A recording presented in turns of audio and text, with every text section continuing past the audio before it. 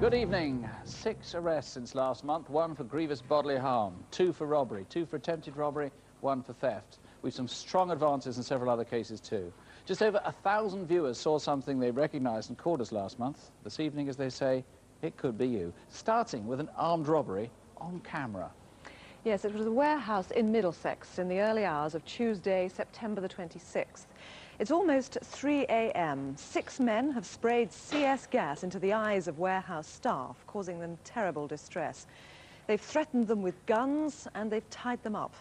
Now, the robbers are clearing a path to the big safe you can see at the back of the warehouse in the centre of the picture there.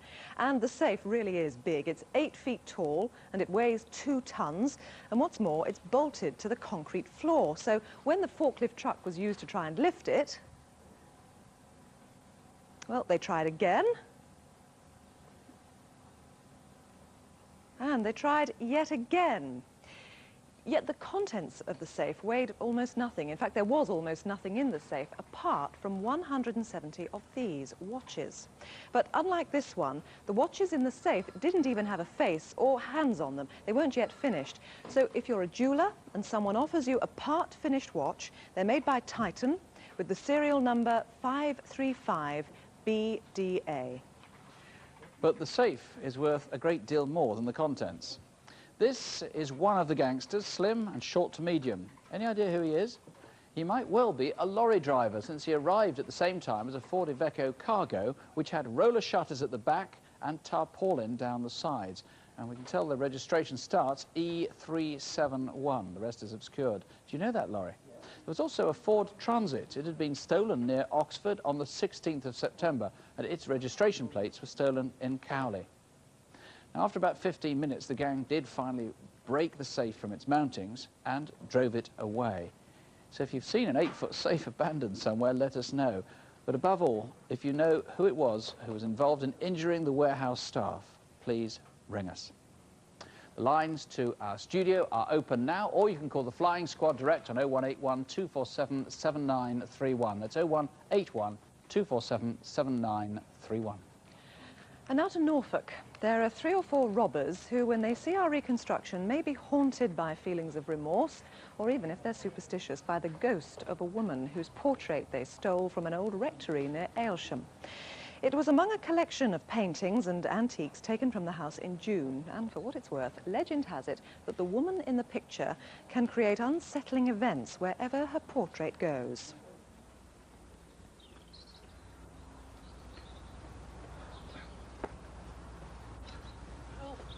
Help!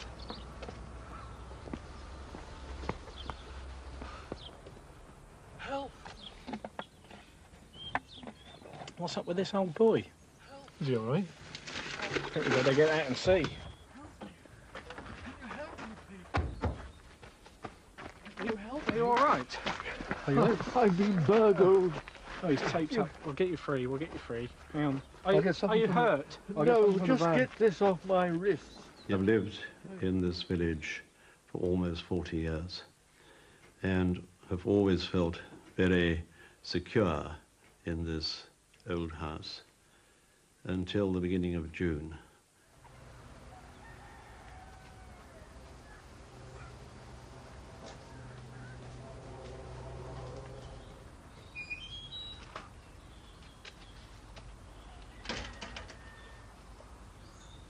Morning.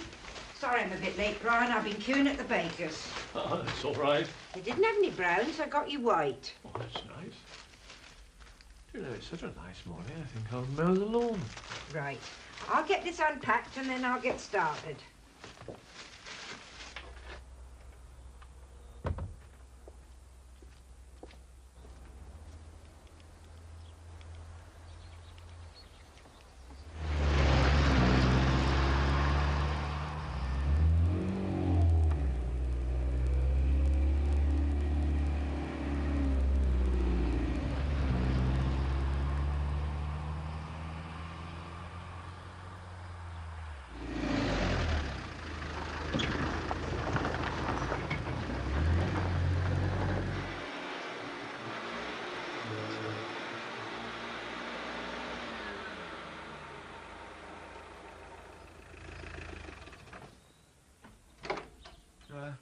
Can you tell me the way to Buxton? Buxton? Yes, you're not far Well, I off. didn't like how You he turn was right looking out in the house. He weren't actually looking at me. He was interested in looking inside the house. Can't miss it. Sorry, I just left out the drive. I told you, right out the drive, and that's signposted. OK, thanks. Thank you.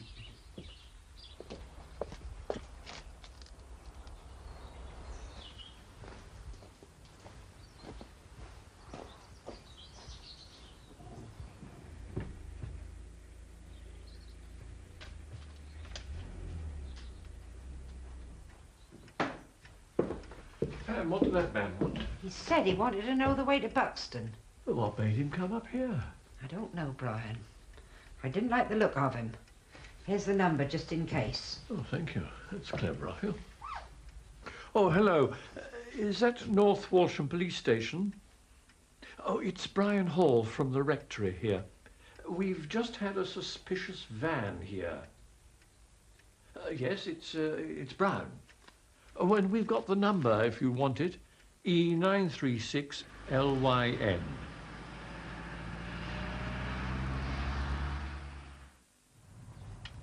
How'd you go?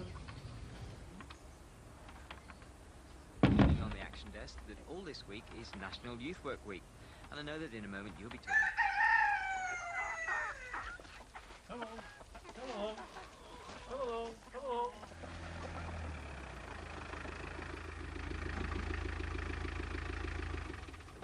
Excuse me, Yes, could you tell me the way to Buxton? Buxton, yes, of course. End of the drive, turn right, cross the cross. He was pleasant, neatly dressed, not scruffy in any way. And I turned and looked at the registration number, and I remembered LYN.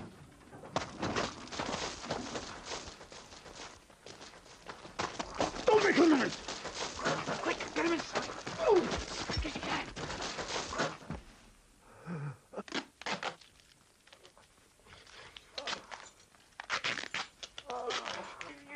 I saw this grinning face looking down at me, and a rather long pointed knife. I really just at that moment thought, well, this is going to be the end. Every single item of silver was taken, and it was devastating, and they certainly knew what they were after. I can feel it now, someone removing the signet ring, and it had been given to me by my father on my 21st birthday and had the incised device of a Talbot's head, which in fact is a hunting dog.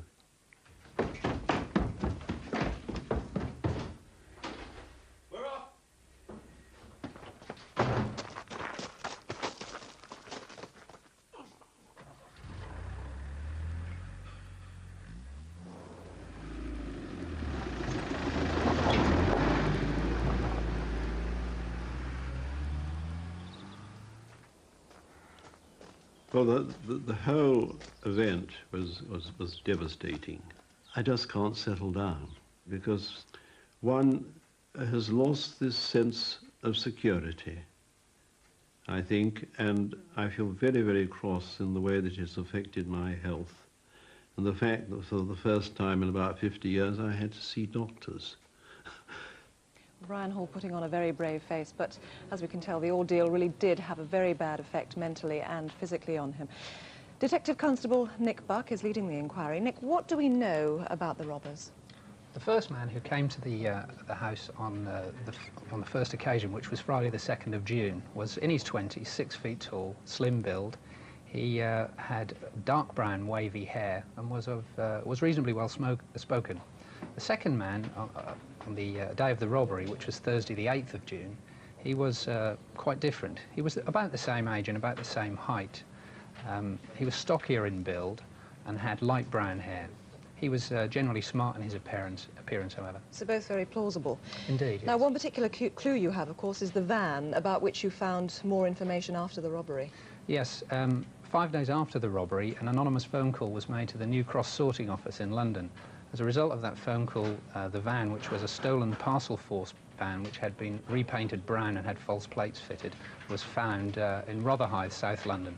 So you want that caller to ring you again? Indeed, we'd like that caller to ring us. We feel they have very important information to give us. Just briefly go through some of the items that were taken. There are around 200 items of antiques, paintings and silverware. Included in that was this painting. It's a photograph of the painting that was stolen. This is a painting of a lady called Henrietta Nelson, who died in 1815, was buried in the grounds of her home at Yaxley Hall in Suffolk. New owners of the hall, however, moved the grave and buried her in the family vault. As a result, her spirit roamed the grounds. So I'd imagine they'd be quite keen to get rid of that portrait as quickly as possible. We'd like to think so, yes. Now here's the family crest as well on the stolen signet ring. It's a hunting dog called a Talbot, and it's a shield with a motto underneath it, maybe on some of the other items stolen as well.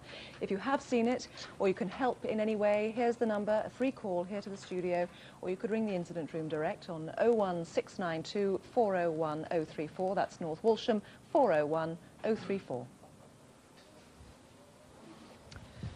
Well, if you play golf, you may have seen these men. Indeed, you might then have found valuables missing from your locker. Or you might have seen them if you work in a bureau de change. They've been using stolen credit cards to buy foreign currency, and on 1 or 2 occasions they've had to make a hurried exit. This was in June in Nottingham. Do you know who this man is? Or this man who made 3 separate transactions all on the same day. This was in Gloucester. Who is he?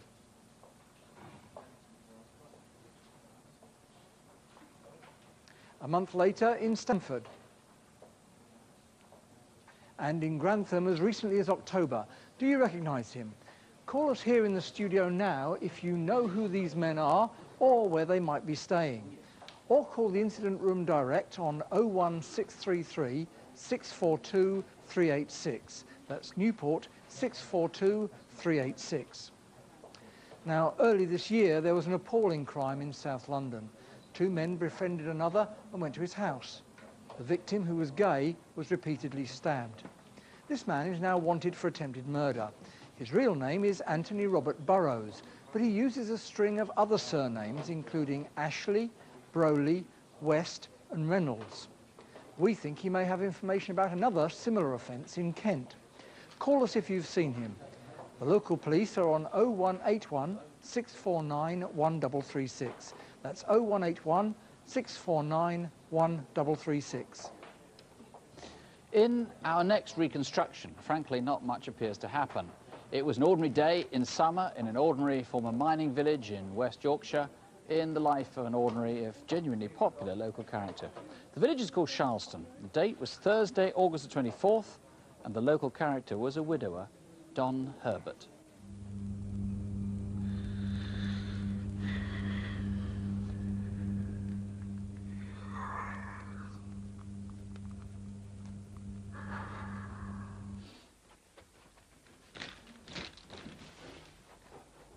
My granddad lives on his own. With him having emphysema from working in the mines, my mum had to go twice a day to look after him. She does everything for him. And with her going for a week's holiday, she asked me if I'd go to look after him, so he went on his own. Slept through then? Yeah, I did, love. First time for a long time. Yeah, but man, it's a bit cooler now. Yeah, it's been a bit much, hasn't it? Are you still going to the shop? Yeah, I'll pop in on my way after work. Don't forget my whiskey, love. I want a gas cylinder for the soda stream. And what about your tea? Have you got old tin? No, I haven't, but I'll get some fish in. Oh, all right then. Well, I've got to finish off because I've got to get to work. All right. Thanks, love. My dad spent most of his life in Charleston, just a small village between Pontefract and Wakefield. He worked at Charleston Colliery, and he started work when he was 15 years old, and he finished when he was 54. And then he looked after my mum, because she always had an heart condition. One day he'd be 21, next day he'd be 90. And it don't matter what you said to him to look after himself, he still liked to enjoy himself. But he liked everybody else to enjoy themselves as well. I've cashed my pension, and with all that money in my wallet, it's burning a hole in my backside. Listen, can you do us a favour? What's that, Don? If you go to shops, can you get us some beans? I've known Don for about 4 to 5 years. Nice gentleman, kind fellow, he'll give you anything. Yeah, will do. Thanks. Now, what time do you want to meet at Villa? A villa is a working man's club. And we'd meet there every day and have a drink and a bit of a natter. Sometime mid-morning, Don would have left his flat. Because of his illness, he used a mobility buggy to get about the village. He was seen soon after by his niece. I were coming home from work. I work in Wakefield, and I was getting off the bus in Charleston. It was around about 10 to 11. I got off the bus and I was walking down home, and I met up with my Uncle Don, and he was with the man. Well then, where are you off to? You all right then? Yeah, I'm fine. You know this fella, don't you? Dave, he used to stay with me. Yeah. He thought I did recognise him, but I didn't. He was about 38 to 40. He was like 5'9", 5'10" tall. He got darkish, scraggly hair, and he got right drawn-in face.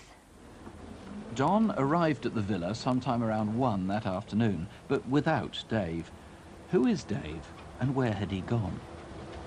How then, lads? Hey, Don. All right. They were a character. There's characters in every village, and Don was just one of them.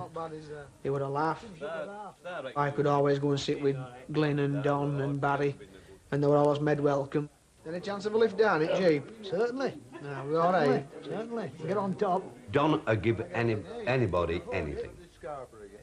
He was good as gold, salt of earth, and he was just a genuine guy. Well, that's nice, isn't it? Mates for all these years. Buddy, is he allowed to come with me? No. That's right. Got to get over There's there, having the Jay. fish. Get the fish down the neck. Me and they, then we're going up there. We'll have an hour then, eh? At around 3:30, Don went home to spend the rest of the day at his flat.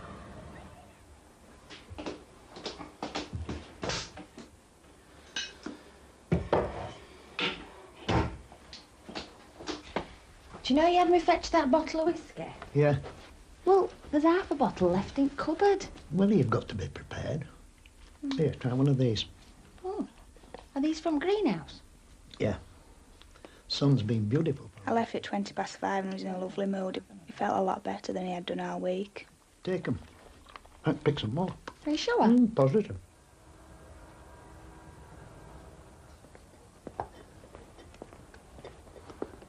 You all right, Don? Oh, yes, fine. That's Here's good. your wine. Right, thank you. Got some of these for the wife? That'd be a good swap, wouldn't it? That evening, a resident saw a man walking in the close a few yards from Don's house. He didn't visit any of the neighbours. Who was he, and what was he doing there? I've known Don for about 30 years. Since I became his neighbour, he's taken to knocking on my door at night and inviting me in for a drink. He was a character and very generous. He usually called up at about 8 o'clock. 5 out of 7 nights a week. That night I waited at home for Don to knock and say the bar was open, but he never knocked.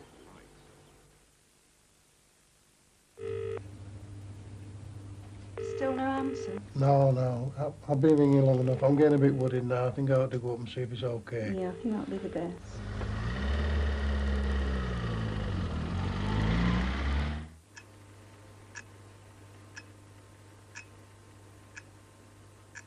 When Barry looked through Don's window, he saw him lying on the floor. He'd been battered to death. Andy Brown, plainly the first task is elimination. 2 people. Firstly, Dave. Yes, we're looking, despite a lot of work that we've done, extensive inquiries, we haven't traced this Dave. Now, we know he's got a local accent. We know that Don knew him and had said that he'd stayed with him previously, so someone in Charleston should know who he is. We haven't traced him yet. We need to trace him and eliminate him. And the chap in the black tracksuit in the close. We're obviously interested in him because at 10 to 7, 20 to 7, that's the relevant time as far as we're concerned. It's a dead end, so he was obviously going somewhere, and he didn't visit anyone in that close. It may well be that he visited Don. OK, that's Thursday, the 24th of August. Now, these things are missing, or at least these are replicas of things that are missing. Don's black purse, like that, just in case you've found it, obviously. It's a great long shot, this. And his wallet, a fairly ordinary brown wallet. Nothing very distinctive about this, is there? But what you might have found inside, and that's really just the most important thing of all, again, it's a long shot, but did you find these travel cards, a bus pass and a train pass? Now, presumably the most important thing is anybody who knew Don, anybody who knew his visitors, anybody who might have come into contact with him. We know that he had a lot of visitors to his home. People used to go there for a drink. Sometimes they'd go down there to sell him things. We know he's bought things, not things that he would always need himself. He has loaned money, normally he would get it back, but there's a host of reasons why someone would go there. We need anyone that's been to his house to contact us. There is a reward. Crime Stoppers have put up a reward of £5,000. We need the information. Mr. Brown, thank you. If there's anything you know, anything that you can add, there's the number. It's a free call here to the studio. Or you can ring the incident room direct. That's a free phone number, 0800 318 001. 0800 318 001. Now to Somerset, where a businessman had his credit cards stolen back in July. 2 days later, a man used them in Warminster, Trowbridge and Chippenham. Pictures of the man were sent for laboratory enhancement, and this is what they saw. He's in his 20s, fairly tall and slim, and then a month later the lab was asked to develop these pictures, and the technicians thought he looked familiar. This time he tried to use a stolen access card in Cheshire. If he's travelled in your direction, do please call us. The local police are on 01249 449 777. That's Chippenham 449 777. Next, this man. He snatched some money from an off-licence in Bath. As you can see, the shopkeeper activated an alarm and then gave chase. The thief is about 30, short and stocky. If you can help, the local police are on 01225 842 458. That's Bath, 842 458. Now, one Sunday afternoon last month, a young woman was walking her dog through woods in Blackburn in Lancashire when she was pushed to the ground and subjected to an hour and a half of physical and sexual abuse. The detective in charge of the hunt for the attacker describes it as about the worst crime he or any of his 30 officers have ever worked on. The woman was lucky to survive. Now, a lot of hopes tonight are pinned on Crimewatch viewers. The offence was committed by a man who's obviously obsessed, and if he's not caught, he might well try to hurt someone again. Now, DCI Mick Langdon, has the victim been able to give a description of her attacker? Yes, she has. She's extremely traumatised. She's a thoroughly decent young lady. She's given a lot of detail, but perhaps fortunately, two people who saw the attacker moments before have provided an artist's impression, which is believed to be a good likeness, and a good description, which is of a man in his late 30s, early 40s, 5'9" to 6 foot, stocky build, with a round face containing stubble, with brown-greying collar-length hair. And he was seen to be jogging in the park, I think, or in the woods. Yes, that's correct. He purported to be jogging, yes.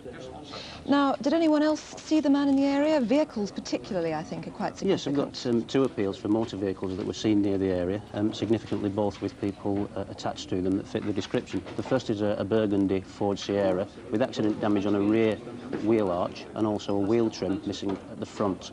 The second is an old maroon Vespa-type scooter with L plates at front and rear and an inordinately sized black back box, which makes it particularly noticeable. So you want to eliminate those vehicles from your inquiries? Yes, indeed. There's been extensive publicity and they've still not come forward. Now, it seems that the attacker may not have gone underground. He may have actually contacted you in a rather bizarre fashion.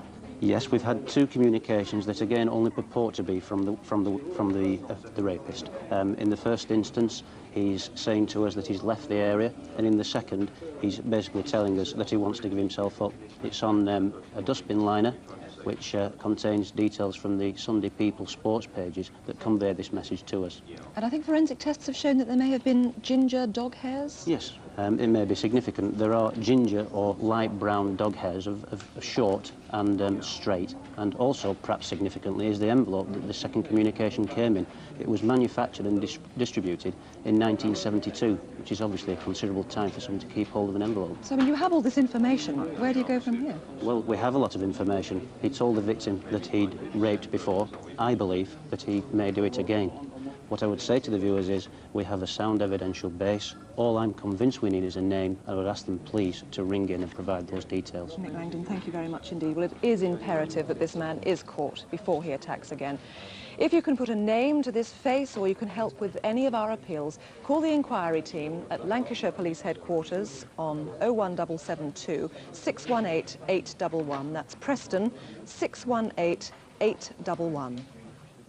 Let me tell you some of the things that have come in so far on the phones. On the Felton warehouse robbery, actually a tremendous response for that in volume. Lots of calls. Callers have been offered similar watches, and in one case at least, unfinished watches. The reconstruction of the Norfolk robbery, enormous response on that. We've had names suggested both for the EFIT and for the fan driver. On the golf club fraud, calls coming in suggesting identities for the men. Anthony Robert Burrows, good stuff on that as well. Let me tell you about other progress too, this time on last month's reconstructions. 2 of the inquiries have received important new pieces of information. A woman who got into a minicab in London's Oxford Street was later raped by the driver. What'd you do? I'm a nurse. Oh, yeah. All nurses are supposed to be right goers, aren't they? Yeah, I bet you wear them little white uniforms, don't you, like they do up at Whip's Cross? That's my local hospital. 2 men were named repeatedly by callers, and several others, too, now need to be eliminated.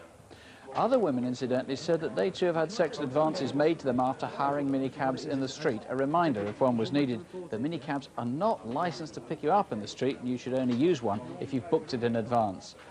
Darren Fawns was the youngster found murdered in Antrim in Northern Ireland. Oh, look. Look. These are much nicer. OK, bring them over. Several English holidaymakers answered the appeal. A key witness came forward too and described where Darren had eaten a crucial meal before he died. And an anonymous caller came forward in person and has now described 2 men seen with Darren on the night he died. Inquiries are continuing. Sadly, we've little to report on the murder of Louise Sellers, and not much progress either on the shooting of Tony Sullivan. But a woman wanted for fraud has been identified. 1 man wanted for theft at Colwyn Bay has been charged. 2 other lads caught on camera at a robbery in Liverpool saw themselves on Crimewatch and surrendered to the police. And 2 men wanted for a robbery in Surrey have now been arrested and charged. I can also tell you that calls to Crimewatch back in May gave an address in Gypsy Hill, South London, for a woman wanted after a student was stabbed outside a kebab shop in Southampton. She was arrested soon after the programme came off the air, and she's now been sentenced to 3 years for grievous bodily harm. Now to Operation Spider, a campaign to target burglars in Hertfordshire and especially in St Albans. It's a net that's closing in on thieves and those associated with them who store or handle stolen goods, as with this man who used a stolen passbook. This is in the town of Ware on Tuesday, the 6th of June. Call please and tell us who he is. And this is on the same day in Welwyn Garden City. The woman was nearly caught out by staff that afternoon. Notice the man we've just seen appearing in the background.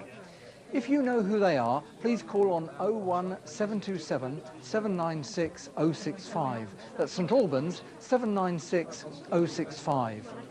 And a similar story too in Chelmsford in Essex. After burglaries in August, these 2 tried to exchange foreign currency bought with a stolen passbook. He's in his early 30s, tall and medium to stocky build. The woman's also in her 30s with long hair and wearing large gold-hooped earrings. She also has a gold signet ring with a black onyx inset, which she wears on her right hand. If you can help, the local police are on 01245 491 212. That's Chelmsford 491 212. All very distinctive. Now to central London. W.H. Smith, the newsagent at Waterloo Station, isn't exactly the easiest place to stage a robbery. The chances of being caught, or at least caught up in the commuter rush, must be pretty high. But even so, in July, a small gang caused a minor drama at the station and a major trauma for the staff.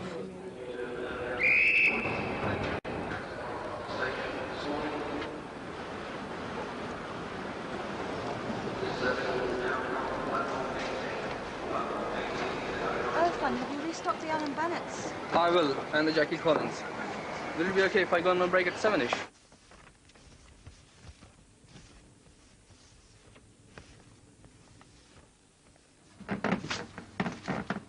Can I borrow your paper, Ruben? Yeah, but give it back. I haven't done a crossword yet. Sure. Van, when you go back to the shop, can you take this bag with you? Thank you.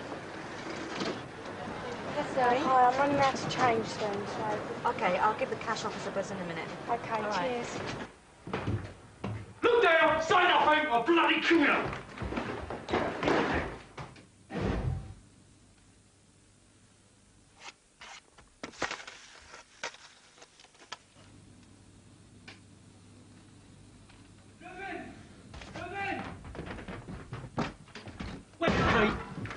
sake! Open the door or you're dead! Open the door! I was really terrified. I was confused. I thought he was going to kill me. And I realized there was no way I could overcome him. When he pulled out the knife, there was nothing I could do. Please don't hurt me! Open the bloody safes, now! I thought I was going to do something really, really terrible. The knife is about 4 to 5 inches long with a wooden brown handle.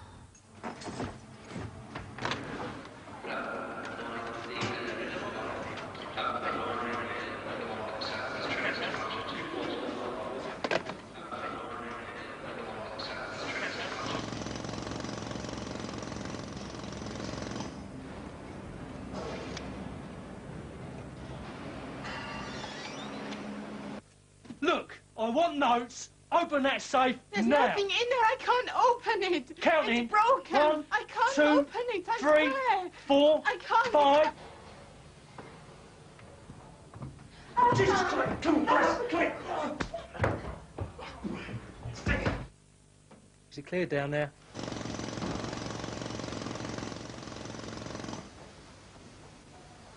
I could clearly see one of the two men. He was about mid-30s, about 5'8" to 5'10". His face was chubbyish and he had short black hair. He was fairly stocky. The other fella with him was slightly shorter but a fair bit wider. Sort of a boxer's face, a flattish nose, and from what I could see of his hair looked very, very shortly cropped, maybe even receding. Please help me. What's up, love? A member of my staff has been attacked. Hang on a minute, I'll have to phone. No, come this way, hurry. It's just over here.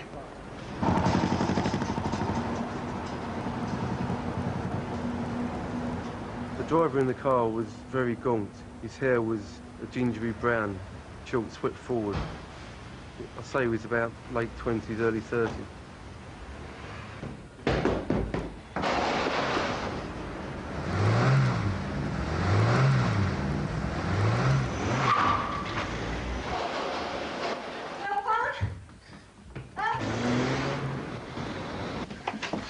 My God, are you lot okay? They got everything. Calm down.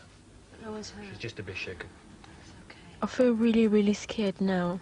I can't walk on my own anymore. Someone just has to be there with me. It's taking away a lot of my confidence. Well, Detective Sergeant John Wolstenholme, this was a professional, well-planned job. They knew what they were doing, didn't they? Yes, it was well planned.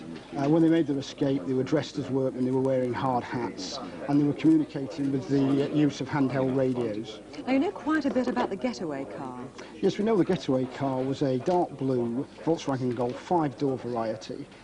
Registered number was J136JPN. We know this vehicle was stolen the previous morning at 2 o'clock on Tuesday the 18th of July from Tennyson Street in Battersea. There are some distinguishing features about the vehicle. The driver's door had a large dent in it, which actually caused problems when the door was open. And in the rear passenger window, there were 2 stickers. Yes, these stickers, which you see a lot, actually. Worldwide Fund for Nature, that was in the window. And also, this car is protected by auto-lock. Now, that car hasn't been found yet, has it? That car's not been recovered, and we would appeal for anybody who knows the whereabouts of that car or seen it since the 18th of July to contact us. Now, although no one was actually injured, these men were very vicious and quite violent, weren't Yeah, they? it's a very nasty offence, and obviously it's been quite traumatic for the members of staff, and some of them are still not over the trauma of the... Now, let's just see those artist's impressions again. We've got one robber one. We don't have an artist's impression of the second robber, but let's have a look at the first one. Yeah, this man is about 5'8" to 5'10", of a stocky, chubby build. He's got short, dark hair, mid-30s in age, and his hair's brushed back. And the driver? The driver is 25 to 30 years, slim build. He's got short, gingery brown hair. You want information from people who may have seen them in the area a few days before? We suspect they may have been in the area prior to the offence, possibly days prior to the offence, keeping observations on the cash office. And we have a sighting on the 13th of July, which was the Thursday previous to the robbery, where 2 men were seen behaving suspiciously at the cash door entry. In Cab Road at Waterloo? Yes, that's correct, Cab Road. Well, thanks very much indeed, John Wolstenholme. There is a reward here, and our number to the studio, of course, is free. Please ring if you can help catch this gang of robbers, or you can alternatively contact the British Transport Police, and they're on 0171 380 1400. That's 0171 380 1400. If you're in the antiques trade, you may have come across this man. He's Mervyn George Green. He uses stolen checkbooks to buy antiques, claiming they're presents for his wife. Here he is in London on April the 20th, haggling over the price of a porcelain figure, which he then paid for with a stolen cheque.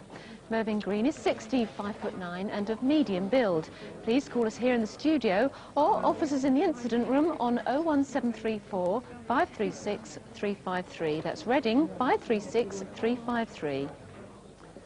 6 months back, we carried an appeal about the murder of Julie Finlay, a 23-year-old from Liverpool who was found strangled in a field in August 1994.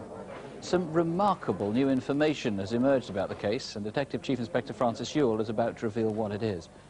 Our reconstruction showed how Julie had left a flat in Toxteth and was then seen by a motorist in Pembroke Place. So how's your mum, son? Fine. She wants me to go round for Sunday lunch. Oh, you gonna go? Yeah, probably. You going out soon then? Yeah, better get going, really. What time do you think you'll be back? Oh, a couple of hours. All right, see you later then. See ya.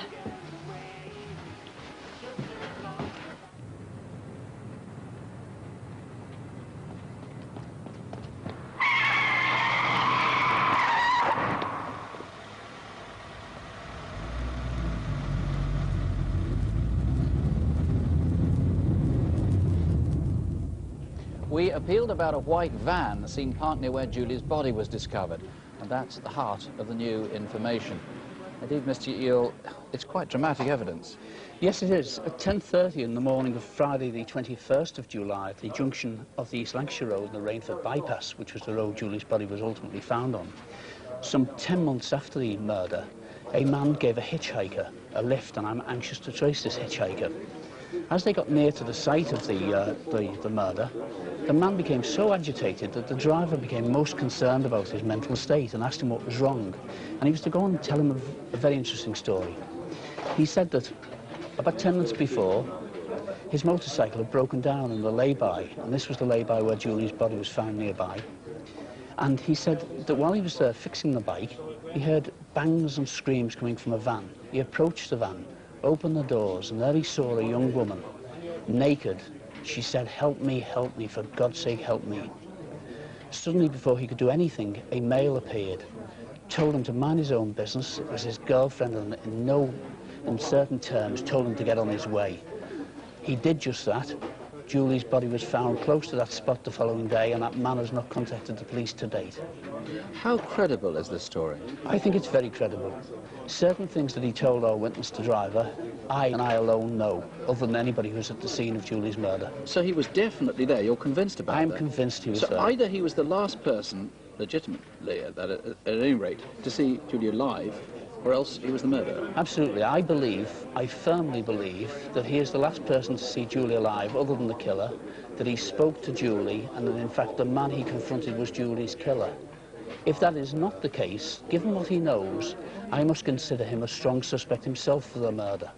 Now, it's obviously crucial to this inquiry this man comes forward if he is a witness. Describe him to us. He's in his mid-20s, 5'8", clean-cut young man, blonde, short hair. Up to the point that he became agitated, he seemed the average, sensible young fellow. It's absolutely essential he comes forward. He's got to clear himself. I don't wish to be judgmental. It may well be that he worried that he did nothing and this young lady's life might have been saved. That's not the point. The point is now he must do the right thing, come forward and speak to me. This man can point in the right direction. I feel so strongly about it. Average height and build, early 20s, fair hair and a crew cut. I mean, it could be so many people. Do we know where he lives? Absolutely. Like I do believe from our witness, who is a St Helens man himself, that our man comes from St Helens. He did say he was en route to Ainsdale to see his grandfather, so he may well be known in the Ainsdale area. He certainly has a St Helens accent. I do feel he's a local man. Stuart, thank you very much indeed. If you are that man, if you know who he is, call us here in the studio, or you can call the Instant Room direct. That's on 0151 777 4473. That's Liverpool, 777 4473. Well, the phones have been very busy. We've had a number of calls on the murder of Don Herbert, some suggestions for who Dave may be, and also a suggestion for who the man wearing the red hat may be. In the Norfolk robbery, one caller is convinced that he's seen the Henrietta Nelson painting at a car boot sale. And we've had some very good calls. We're here on the Blackburn rape as well. Now finally, to a spate of burglaries on the Isle of Man. This home video was taken by one of the victims, and it shows Turkish and Persian rugs. All of them are 5 or 6 feet long by 3 or 4 feet wide. Now they're not only valuable, but they also have a great sentimental worth. Their owner collected them with his wife, who has since died, and he says that his memories have been stolen. Well, these are similar, and like the stolen rugs, they originate from Hereki, Qum, and Isfahan. Now, as you can see, the designer's signature is woven into the pattern. You've got to look hard, but it is there. And this is a small oil painting on a wooden panel. It's by Nadine Lundahl, one of Europe's most distinguished still-life artists. It's possible it might have been sold at an antiques fair on Sunday, the 20th of August in Lancashire. And these might have been touted around too. 12 original Worcester boy and girl figurines known as Days of the Month. Now, they haven't been on retail sale for about 20 years, so they're pretty identifiable. If you've been offered any of these items since about mid-August, please call the Incident Room 01624 631 319. That's Douglas on the Isle of Man, 631 319. And that's all for this month. Our lines, as always, are open until midnight, 0500 600 600. That's for any of the cases we've featured. We have been busy tonight, but if you've got any information, do please keep trying. I promise that you will get through. And if you know something on any other crime we haven't covered, then do call Crime Stoppers. They're on 0800 555 111. That's 0800 555 111. And there's a Crimewatch file called Going Under. That's next Tuesday at 9:30 on BBC One. And finally, before we go, here's a reminder of some of the faces that we've shown tonight. These men used stolen credit cards. Then the man top left is Anthony Robert Burrows. He's wanted for attempted murder. Top right, next to him, who's this? Bottom left, the robber from Bath. Do you know who he is? And next to him, Mervyn Green. Where is he? Finally, 2 couples wanted for deception. Do you know them? We'll be back a month from now, on Wednesday the 13th of December. Do please join us then.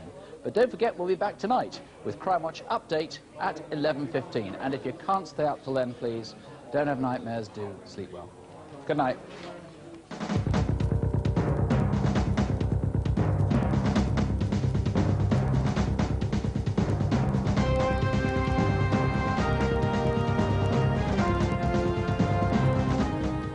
Hearty political debate coming next on BBC One with Question Time.